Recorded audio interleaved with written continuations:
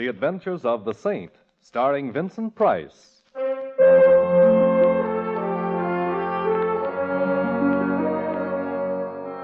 The Saint, based on characters created by Leslie Charteris and known to millions from books, magazines, and motion pictures.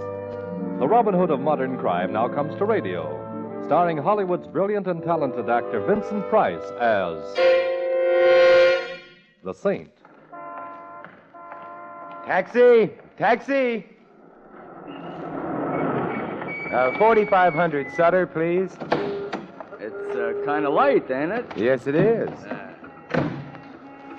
Comes this time of night, I figure a guy should order... 4500 Sutter, please. Mind you, I don't like to get personal, you Driver. know, but, yeah? Of all the cabs in San Francisco, most of them operated by drivers who mind their own business. Why did I have to get your cab? Well, I like. Who are you going to see at 4500? My name is Simon Templar. I'm 6'1" tall, and I have a birthmark on my right shoulder blade. My income for last year That's was... all right. Evading the question, huh? I give up. I'm going to visit a man named Clarence Quigley. Clarence Quigley? Clarence Quigley. You going to see this alleged Clarence Quigley Look, about... he's got a collection of paintings. I like to look at paintings. Maybe that will seem odd to you, but... Oh, come now. No temper. Now, if I was your wife, you'd have to do better than that, you know. Oh. So how much do I owe you, and go away? Well, would you think I was soaking you if I suggested $3? I would. As one man of the world to another, let's make it $3 anyway. Let's just be yokels and make it 50 cents. Here you are. Well, Hey, is that blonde giving you the eye or me? Blonde? Yeah, the one coming down the street towards us. Oh, yeah. Best foot forward. I never saw her before in my life. Ellsworth, dear. Oh, Ellsworth, dear. I beg your pardon, but that's my neck you've got your arms around, Miss... A man named Clarence Quigley, huh? Driver, stop heckling. Look, miss, whatever your name is, the way you're strangling me is a pleasant way to be strangled, but... Ellsworth, dear, you sound so cold. I'm not Ellsworth, dear.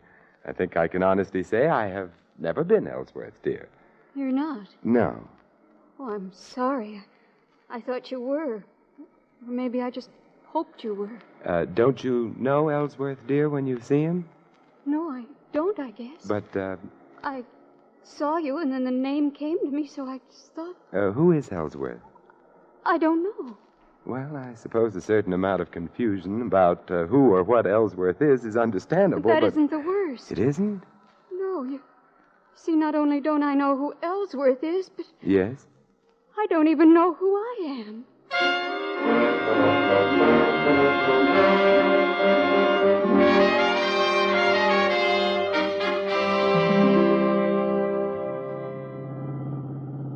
Now, what I want to know in a general sort of way is how Mr. Clarence Quigley is going to feel. Driver, would you mind concentrating on your driving? You know, he's liable to be frustrated, like, I'm taking you and a lady right back to where you started. My apartment, yes, because Miss X needs help. Oh, I feel as though I'm imposing on you, Mr. Tim. Nonsense. The hour's late. You couldn't very well go wandering about the streets indefinitely. Especially in that hat. Is anything wrong with my head? Not a thing. No, it's very charming and immaculate. Yeah, also, it resembles a bird's home away from home. Well, mister, we have returned from where we went away. Good. Miss X? Thank you. You're going to keep on being a yokel, huh? Here. Mm-hmm. This time only half a yokel. Well, goodbye. You know where I'm going? No. I'm going to lurk outside of Clarence Quigley's. I think tonight he's a fellow who needs a friend.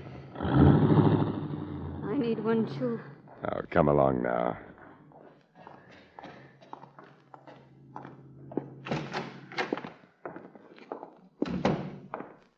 There you go. Now, take your hat off and make yourself comfortable. All right. Oh, I'm so afraid and Oh, lost. quiet now. Let's take a look at your bag. Here. Mm-hmm. Usual odds and ends, and a compact, initialed. DM. DM, does that suggest anything? DM? Hmm. No, it doesn't. Nothing means anything. All I remember is being outside an art gallery on Sutter. You're well dressed. Compact's gold, no latchkey, which means you probably don't live alone, which Could also mean you've been missed. You're phoning? Yes, the police, Missing Persons Bureau. Hello? Oh, get me Inspector Murray, Thanks, I'll hold on. Oh, I hope maybe they know about me. Oh. What's the matter? Oh, I just touched the back of my head. It's terribly painful. Come here. Huh. Yeah, bruise the size of what I wish my bank account was. And there's the cause of your amnesia. Hello, Inspector. Simon Templar. Inspector, your language is deplorable. Inspector, I'm looking for someone, a blonde. Inspector, no. No, well, maybe, but not tonight. At any rate, the girl I'm looking for is around 22 years old, blonde hair, blue eyes, height 5'3" or thereabouts, wearing a street suit, brown white blouse with ruffles at the neck and... What? Oh, you're looking for her, too. Her name's Dorothy Moore. Why do you want her? Oh, I see. Then I guess you've got priority. Goodbye. They want me. Yes, so it seems. Because I've been reported missing? Partially that. What else do they want me for? Murder.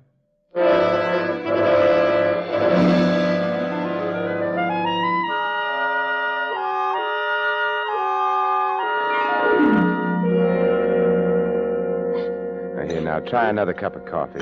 Dorothy, I guess we'll call you that unless we get evidence to the contrary. Dorothy Moore would fit the initials on your compact. What am I going to do? You stay here and wait for me. Where are you going? Well, from the information I've been able to get on the phone, your guardian, a man named Matthew Schreiber, was shot and killed earlier this evening. You disappeared. That's all the information in the public domain at the moment. I'm going to look for more. At my house? Yes. Oh, shouldn't you turn me over to the police? Well, actually, I don't really know that you are Dorothy Moore. I'd like to know a little more about the murder itself before coming to any decisions. You mean you want to help me? Yes. And I need help so, because you see what's so terrible about it all is that I don't remember anything at all, so I can't even say I didn't murder anyone.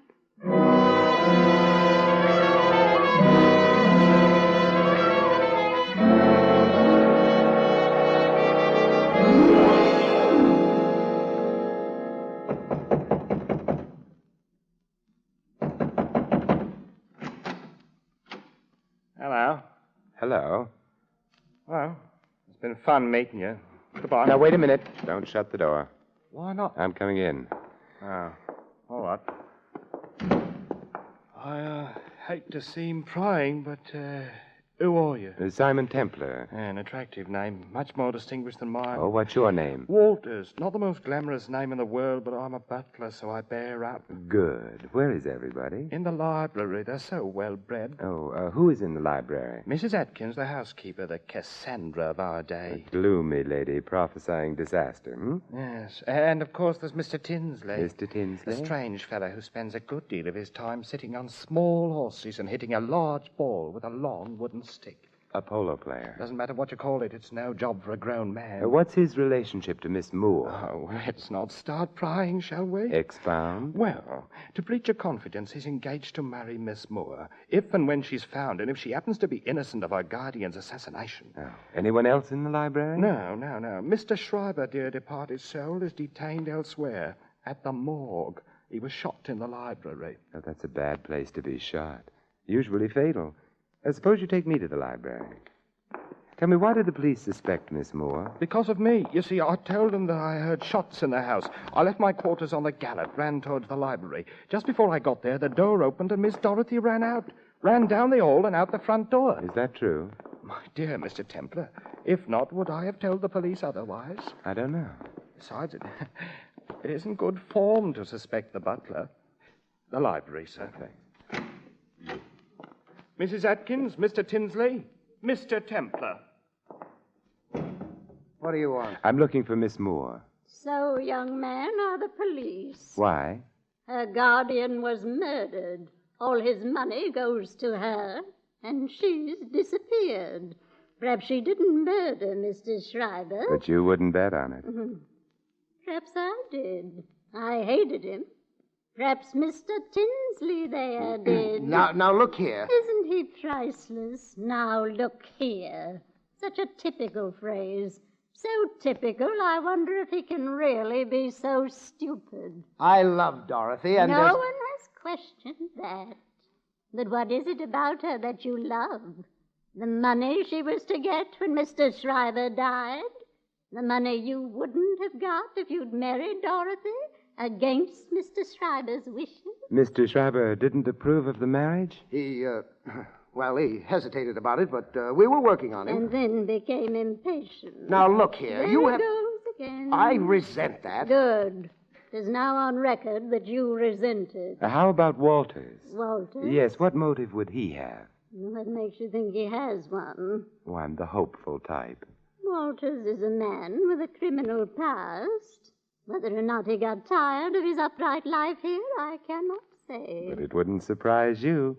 What may surprise both of you, however, is an odd fact. Dorothy Moore is suffering from total amnesia. Amnesia? What do you mean? She remembers nothing of her past, herself, neither name nor habitation. How horrible. How convenient. Wait a minute. How do you know that? Why get around? Well, then you must know where she is. You've got to tell me. Mr. Tinsley is now being the ardent lover. I can't tell you. Why? Well, whoever shot Schreiber, there's very little doubt that Dorothy saw the killer, but Dorothy doesn't remember. The killer, therefore, would have an urgent interest in getting hold of Dorothy before she did remember, and making sure that she would never remember anything again. Well, good night, you lovely people.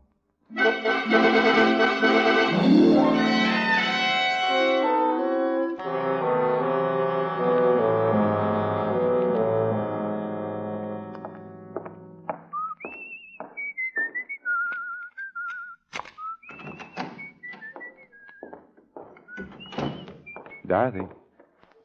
Dorothy? Dorothy? Dorothy!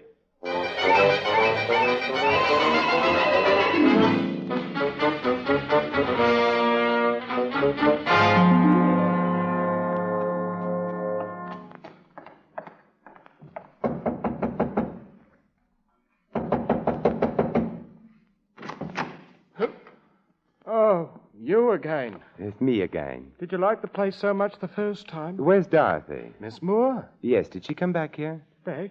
From where? She was at my apartment. When I got there, she was gone. She did come back here. She didn't ring. Let's find out.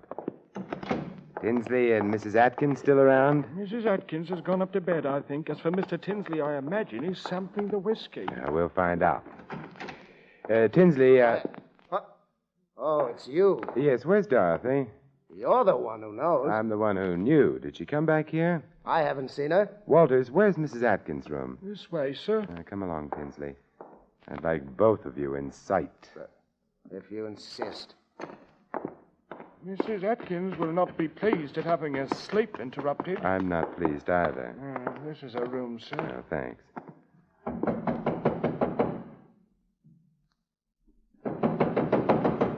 The old girl must be asleep. Then we must wake her up. She's a very sound sleeper. Then we'll go in and wake her. Wow. How do you like that? Mrs. Atkins. Strung up to a beam. Anyone got a knife? Yes, here you are. Now, we'll cut the rope and get her down. Bed's over there. Uh-huh. That's that. Is she dead? She's dead. Poor old girl. Although, you know something? What? She must have killed the old man. Schreiber, I mean. Then she committed suicide. In remorse, I mean. For heaven's sakes, Templar, stop playing with that rope. This is a very interesting rope. Is it? Why? Because it proves, you see, that she didn't commit suicide. She was murdered.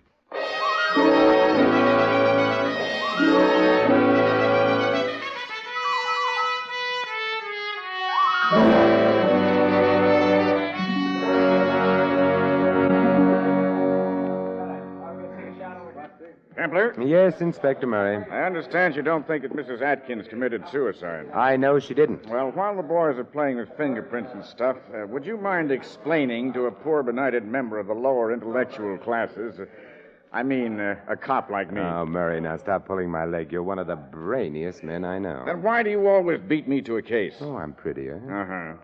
Now, about this alleged phony suicide. Well, take a look at the rope with which Mrs. Atkins is supposed to have hanged herself. Well, let's see. The rope was thrown over the beam there. I'm afraid you're right, Templar. Yeah, it wasn't hard to spot.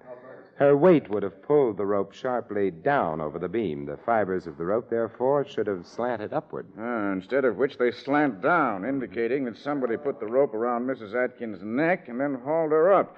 We were supposed to think that Mrs. Atkins committed suicide as a confession of guilt. Which leaves us where? In the Schreiber home. I'm more interested in where the girl is. Dorothy Moore? Uh-huh. Why? Because I have... Hey, Mary. Look, coming through the door. I'm not sure. Simon. Oh, hello, Dorothy. I don't know exactly how I got here, but I don't recognize the place at all. Yet I should, shouldn't I? Yes, you should, Miss Moore. Because this is where you live. But I'm afraid you're not going to stay very long. What do you mean? I'm placing you under arrest on suspicion of murder.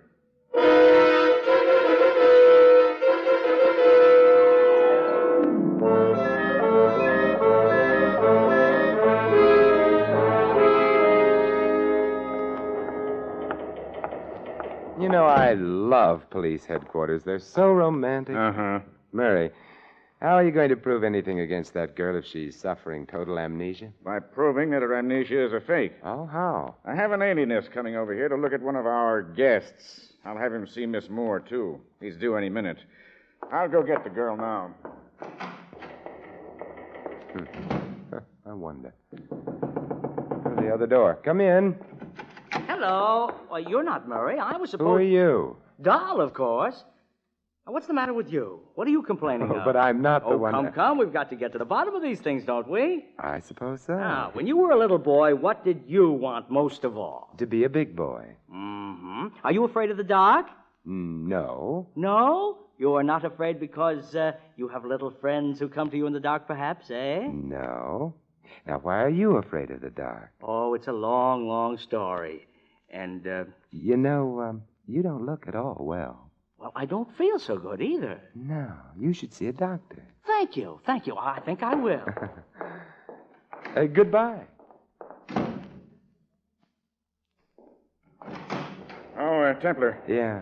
Your alienist was here, Murray, but he left. Alienist? Well, I just phoned him and told him not to come.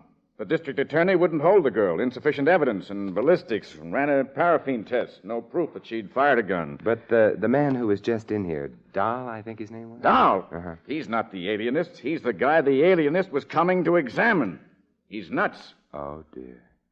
Well, I guess you're happy now that we can't hold the girl. No, because while you were holding her, things were safe.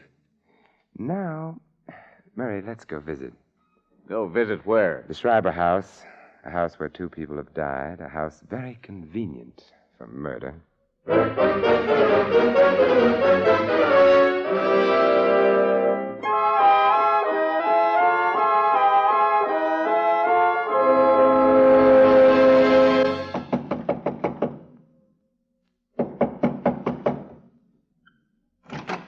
Yes?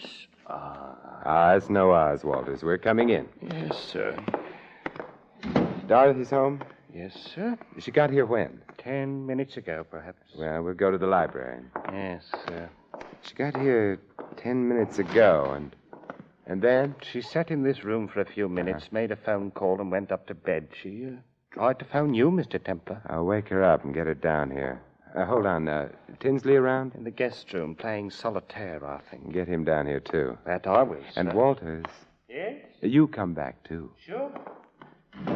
Having fun, Templar? I don't care very much for this stage of any case, but What are you doing with that telephone? hiding it under the couch here. Are you being subtle again? Again? Oh, you flatter me. Simon. Hello, Dorothy. Sorry to have had you waked, Oh, but I wasn't asleep.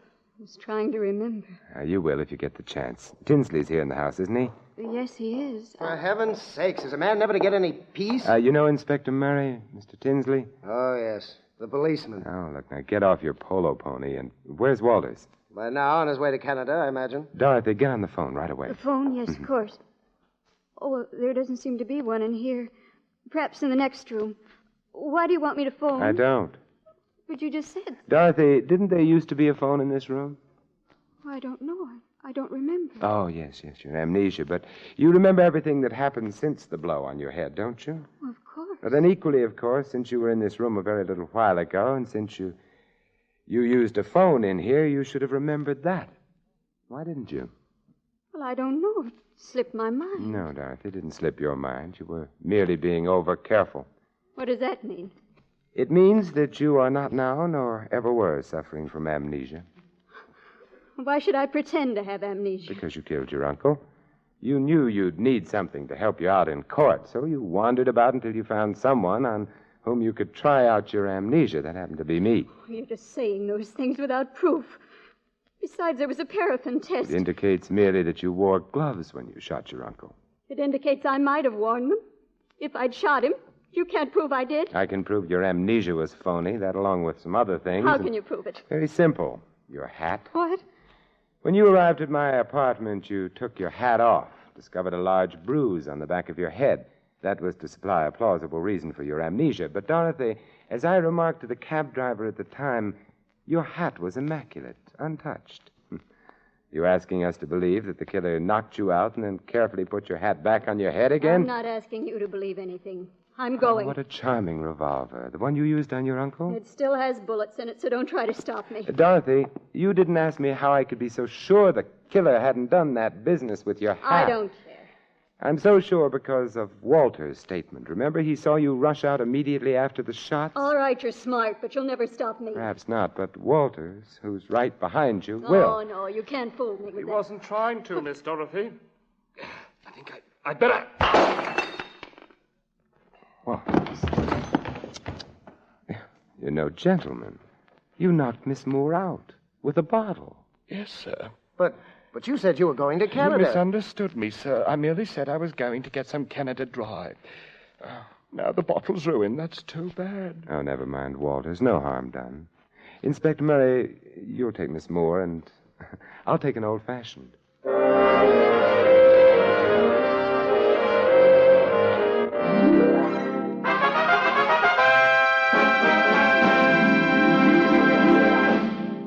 You have been listening to another adventure of the Saint, the Robin Hood of modern crime.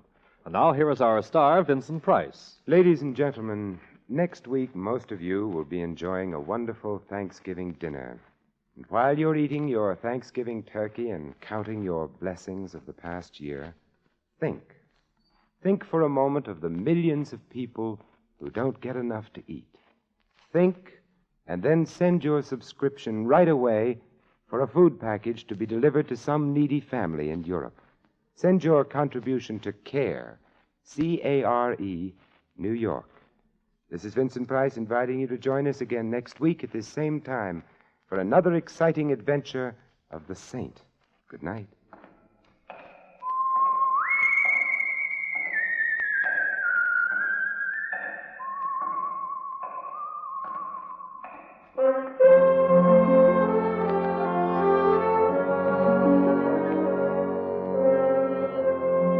Tonight's script of The Saint was written by Lou Vittes. Our cast included Peggy Weber, Ted Von Els, Jerry Hausner, Tom Brown, and Dan O'Hurley. The music was composed and conducted by Harry Zimmerman. The Saint, based on characters created by Leslie Charteris, is a James L. Safier production and is directed by Thomas A. McAvity. Vincent Price is soon to be seen in Robert Lippert's production of The Baron of Arizona. All you Saint fans will be glad to know that the Saint comic books are on sale at all newsstands. Your announcer, Merrill Ross. This is the Mutual Broadcasting System.